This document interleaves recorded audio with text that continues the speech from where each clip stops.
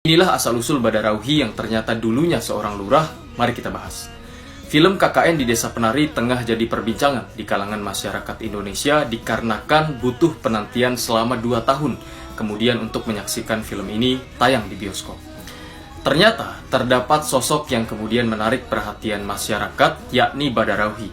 Dan tidak disangka, ternyata Badarauhi memiliki kisah perjalanan yang sangat panjang dan disebut-sebut pernah menjadi seorang lurah desa. Bagaimana kisah selengkapnya? Mari kita bahas bersama-sama. Jadi dahulu kala, di sebuah hutan di daerah Jawa Timur bernama Hutan Daha, di tengah-tengah hutan tersebut terdapat sebuah desa yang dihuni oleh seorang lurah wanita bernama Ratnanareh. Ratnanareh ini adalah murid dari Prabu Airlangga. Kemudian Prabu Airlangga ini bertarung dengan seseorang bernama Empu Barada. Nah, selain Ratnanareh, Prabu Airlangga juga memiliki banyak murid. Setelah bertarung, Prabu Airlangga kemudian kalah dan meninggal hingga akhirnya murid-muridnya berpencar termasuk Ratnanareh. Beberapa murid berpencar ke arah Bali dan Ratnanareh berpencar ke arah Jawa Tengah dan Jawa Timur.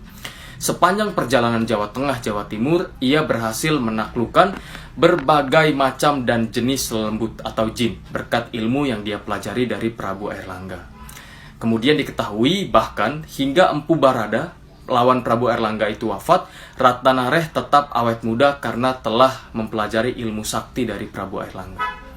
Singkat cerita, kemudian Ratnanareh muncul lagi di sebuah desa bernama Desa Wonokromo. Di Desa Wonokromo terdapat seorang lurah lagi, tapi laki-laki, yang sangat arogan terhadap seorang wanita. Digodalah Ratnanareh hingga akhirnya Ratnanareh tidur di rumahnya. Kemudian ketika Pak Lurah ini hendak menggauli Ratnanareh karena Ratnanareh sakti, Ratnanareh berhasil membunuh lurah ini. Kemudian Ratnanareh akhirnya memutuskan untuk pulang ke pantai selatan. Di pantai selatan, Ratnanareh ini hobi menari dengan gamelan, padahal di situ hal tersebut dilarang. Kemudian Ratnanareh sombong dan berkata, "Siapapun bisa melawanku, sini lawan, karena aku telah mengalahkan berbagai macam jin." Akhirnya jin di pantai selatan marah karena Ratnanareh ini menari dengan gamelan dan membuat tersinggung para jin. Ratnanareh dan warga-warga di situ dimusnahkan. Akhirnya terdapat jin di pantai selatan merasuki jasad Ratnanareh dan kemudian jasadnya ini yang sekarang menjadi Badarauhi dengan selendang tetap berwarna hijau dan kerap mengganggu laki-laki.